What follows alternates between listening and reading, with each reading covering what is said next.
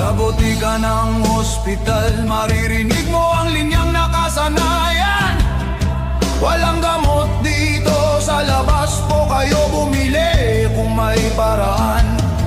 At para bang sila pa ang nagulang, yung nagbabayad ng buwis, tinuruan pang maghintay at magdasal lang walang laban. May nanay na naglakad ng 5 barangay, dala ang anak. May lolo't lola nagalay ng oras na di nababalik kailanman. Pila ang sagot, luha ang puhunan, hirap ang kabayaran.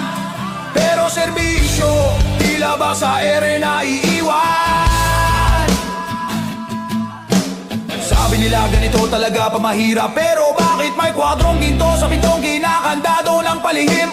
Sabi nila wala tayong pabili, pero bakit may bag ng pera na nakalinya sa dilim? Hindi mahirap ang Pilipinas, pero bakit parang ubos ang lakas? Hindi kulang ang biyaya sa lupa, kinain lang ng iilan na walang muka. Hindi mahirap ang bayan ko, pero bakit tayo laging luhaan dito?